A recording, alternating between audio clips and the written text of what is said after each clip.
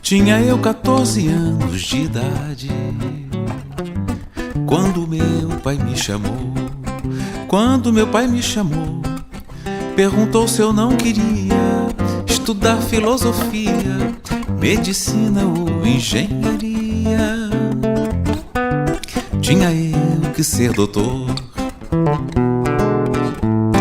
mas a minha aspiração era ter um violão para me tornar sambista. Ele então me aconselhou: sambista não tem valor nesta terra de doutor. E seu doutor, o meu pai tinha razão. Vejo um samba ser vendido e o sambista esquecido, o seu verdadeiro autor. Eu estou necessitado, mas meu samba encabulado eu não vendo não, senhor.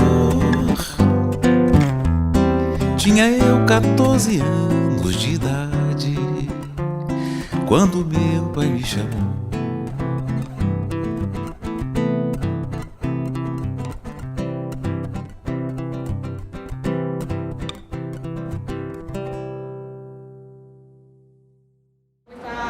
Perguntar para a Linda como o seu tempo de escola influenciou na sua carreira posterior. Bom, eu diria que foi fundamental. Na nossa época, muito diferente do que é agora, as escolas estaduais de ensino eram as mais disputadas pela classe média, alta e alta. A escola pública era uma escola de nível muito forte, tanto que se falava que quem estudava em escola particular era o pagou, passou. Havia até vestibulinhos, na verdade eram chamados exames de admissão ao ginásio. Você saía do primário, normalmente você fazia o quinto ano, ou fazia paralelamente ao quarto ano, quinto ano, ou uma admissão, para depois você concorrer a uma vaga. A nota, assim, média era 7, 7,5. Para você passar na seleção. Os amigos que a gente tinha, assim, o cara fazia um curso de escola paga, a turma já olhava estranho pro cara, como dizia: esse cara aí não quer nada de estudar. Fiz o que na minha época era ginásio, hoje é primeiro grau, e eu fiz o que na minha época era científico e hoje é colegial. Eu completei aquilo. Até 72 o Costa Manso era ginásio e colegial. 77 em diante era só colegial, como é até hoje. O Início Costa Manso era o colégio. Então, como influenciou para mim? Primeiro, qualidade de ensino espetacular. Fundamental, disciplina. A disciplina, a gente parece que não é essencial, né, na educação, mas ela é, porque ela faz você entender os seus limites e os limites do próximo. E com isso você também se organiza, você planeja melhor. Porque muitas vezes a gente acha que impor disciplina é ser ditatorial e não é. A Tomoe, ela impunha um respeito que vocês não imaginam aqui no Costa Manso. Ela entrava na sala, se caísse uma agulha, você escutava um barulho. Então hoje a gente vê muita falta de respeito para com os professores. No nosso tempo, o professor entrava na classe, nós tínhamos que ficar de pé. Levantava quando o professor entrava. Levantava. Tinha que levantar. Mas careta do caramba. Nas pequenas coisas. Não é repressão, é educação. Diferença. Os alunos do Costa Manso saíam preparados e iam para a USP. Na época, poucos prestavam cursinho. Entrávamos direto em faculdade, ou na USP, na Mackenzie. A maioria USP, FEI, Mauá. Não tem gente que fez meia boca. Para mim foi essencial. Isso me possibilitou entrar numa USP direto, eu não fiz nem cursinho. Eu não fui bem sucedido porque eu sou meio vagabundo. Tem a formação. Como que era assim em si? Era mais ou menos isso. Costa Manso era um colégio muito difícil. Não era fácil conseguir, não. Na nossa época tinha um conselho de classe. E você podia ficar só em uma matéria. E era jubilado no colégio. Jubilado. Tomava mal, você saía do Costa Manso. E era uma rigidez tremenda. Todos os quatro aqui que estudaram, ninguém se arrepende. A gente saía daqui carregado de lição, inclusive nas férias. A gente não era moleza, não. Aprender a estudar. Não, e tinha chamada, hein, gente? Tinha chamada oral direto. Chamada oral é ruim, né? Não, era tipo, por isso que você tinha que saber a matéria, não tinha saber. Eu só era chamada naquilo que eu não sabia, nunca fui chamada naquilo que eu sabia. Tinha uma série de coisas que hoje você não vê no estudo. O trabalho de equipe, tinha eu fiz muito trabalho de equipe. equipe, reunia aquela turma um dia na sua casa, outro na sua, e acho que isso sim, você acabava conhecendo as pessoas, conhecendo a família, se dedicava mais ao ensino porque um podia ensinar o outro, não era uma coisa muito, sabe, cada um para si, não, existia uma um troca, ajudava né? o outro, exatamente. Não só a formação acadêmica, sim, mas também tinha o cuidado de uma coisa mais ampla, a educação como um todo, não só formal, mas também conceito moral, de relação de convivência, né? Eu acho que aqui eu aprendi a ser gente. Principalmente formar cidadãos. Isso, Costa Manso. Nós cidadãos. Lógico que a base da educação da gente vem em casa, né? Mas é uma coisa quase que teórica. Quando você entra num colégio, principalmente no ginásio, seria o primeiro grau, né? Você começa por aquilo, tem que pôr aquilo em prática. Então você tem que se relacionar com o outro, saber o que você pode fazer, o que você não pode fazer, o que o outro acha de você, o que você acha do outro. Então é realmente uma preparação para a vida. É a melhor fase, né, da vida. É onde você mais aprende. Eu acho que era a melhor fase, porque a responsabilidade era quase que nenhuma. Por vocês começarem, hoje em dia, vocês, a maior preocupação de muitos aqui deve ser a prova bimestral. Quer dizer, todas, né? Da vida de vocês é a prova bimestral. Vai vir pela frente aqui para vocês umas continhas aí para pagar. Juventude não muda. Entendeu? Só mudou o linguajar, vamos dizer, tá? Eu acho que os bloqueios continuam os mesmos, as dúvidas, as inseguranças são as mesmas. Verdade. Você gosta de namorar, gosta de beijar, gosta de sair. E o melhor momento da sua vida é realmente nem tanto a faculdade, eu acho que é o ginásio e o colegial. É lá que você descobre se os seus sonhos têm cabimento ou não têm, quais as suas aptidões, pela convivência com os próprios alunos, com os próprios colegas. Faculdade não guarda, curso técnico não guarda, Costa Manso foi a base da vida, Inesquecível da gente. base moral. Um colégio assim que era exemplo de amizade, fidelidade, os campeonatos que nós participávamos também de futebol, tudo. Eu devo muito a minha formação, caráter, etc. Eu devo aqui ao Costa Manso. Podia o pessoal capular aula, como todo mundo, tá, mas era uma coisa que o pessoal estava mais afim mesmo de estudar. Para nós, a escola era tudo.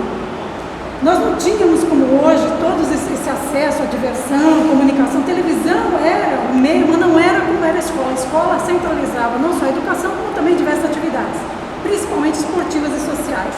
As festas juninas, as festas juninas da escola, que era assim, a tradição do bairro inteiro vinha.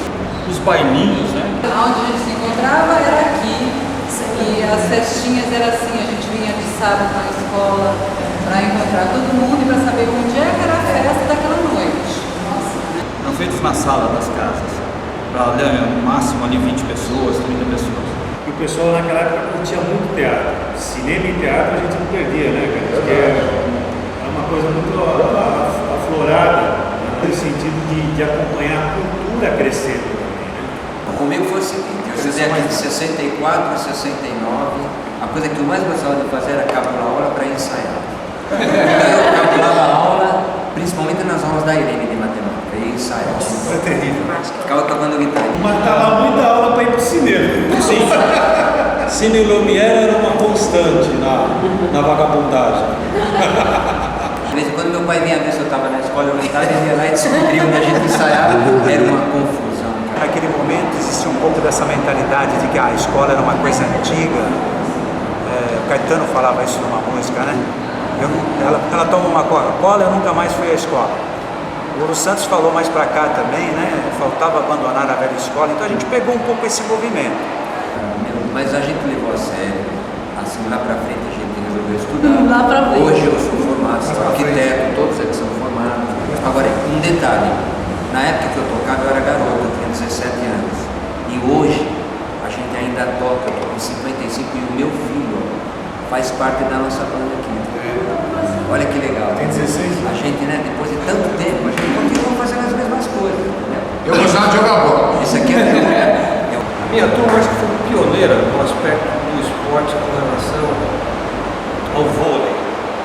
E fizemos aqui um time que conseguimos chegar a uma final do campeonato intercolegial. É que eu sempre pratiquei esporte, jogava no ginásio, vim para o colegial e entrei na equipe do Costa Manso. Tinha as competições, a gente não tinha muitas condições, mas o pessoal gostava de jogar, então a gente sempre dava um jeito, né? Na minha época não tinha o pátio, lá a quadra era descoberta. Então por muito tempo foi descoberta a quadra. Então, tipo, a educação física era uma coisa restrita aos dias de sol, aos tardes de sol. E os professores tinham treino, a parte da aula, muito bom. Disputamos com o colégio, que era o melhor na época, o Fernão Dias. Disputamos no Mackenzie a final com eles. Ganhamos de todos os outros colégios, inclusive no Mackenzie não ganhamos. Todo mundo vinha para o Costa Manso, né? Batalhar para as suas equipes, os rapazes, o seu futebol, o seu basquete, handball, voleibol e as meninas também. Eu lembro aquela torcida, você lembra disso? Eu era da equipe de basquetebol daqui do Costa Manso. E eu ganhei medalha, com vários outros do Costa Manso ganharam medalha. Eu aqui no Costa Manso eu fazia atletismo. 100 metros rasos era bom. Tem muitas medalhas no Costa Manso. Sempre tinha um professor ou alguém que jogava em algum clube e eles davam, olha, tem um teste lá no São Paulo, tem um teste no Banespa, então eu cheguei a treinar com a ajuda deles e dos colegas também. Todos lá jogavam em times como Faustano, Pinheiros, Banespa, e nós aqui não, a gente tinha um time formado aqui. Então era a raça contra a técnica. Na época que a gente estava aqui, o Costa a gente foi campeão da Copa da Nápoles de vôlei, que era um campeonato conhecido. Jogava fora, jogava para o interior, Grande São Paulo. Eu sempre me dediquei ao esporte, eu jogava por aqui, jogava pelo Pinheiros. Nós conseguimos a única medalha nesse colégio de atletismo. 4 meninas só competindo, não tinha mais deles. E nós conseguimos ser campeões estaduais de atletismo. Então me lembro que o Alves me premiou, que eu era mais nova. Você representa o seu espírito no Costa Manso. Então aquilo para mim ficou marcado para sempre. Por ser naquele momento, no 7 de setembro, eu ser considerada por ele, que era assim, máximo pra gente, o espírito do Costa Manso. Por eu ser mais nova, por tudo, entendeu? Mas, quer dizer, a imagem que me veio do colégio de superação. Não tem limite. Para quem estuda aqui, não tem limite. Nossa, professor, olha, professor Alves Ferreira da Silva. Nossa. Olha minha carteirinha, olha a carteira. Nossa, rapaz. Professor Alves Ferreira da Silva. Que né? O cara era sério. Como diretor, como mestre, como gente. Rapaz, e aqui é o seguinte, ó. Muita gente de cacete. Falta. Ó, quer ver aqui? Quem é que as notas, não mostra as notas. Não, peraí, olha aqui, ó. Presente. Não mostra as notas, tá? As notas. A Maria Antonieta carimbava. Maria Antonieta. Nossa. Você chegava. Tinha o seu Guzzi também, ela pegava e pumba, como é que era o nome do cara? Isso aqui não tem não. Não, Foi a organização do professor Alves. Ele era uma pessoa extremamente rígida, disciplinada, mas com coração imenso. Professor Atos, assim, é um orgulho, né, falar do professor Atos. Se vocês conhecessem, vocês iam vibrar como nós estamos vibrando agora. Entrei aqui, havia uma exigência, né, do professor Atos no sentido de que todos nós soubéssemos cantar. O hino nacional brasileiro, independência da bandeira. Primeiro, ele dava uma noção muito grande de civismo. Segundo, no SES, trabalhar com todos os jardins aqui, plantar as árvores. Graças a isso, hoje nós temos algumas árvores. Ele está verificando que isso é o... Damos um pé de chave. Ficamos aqui.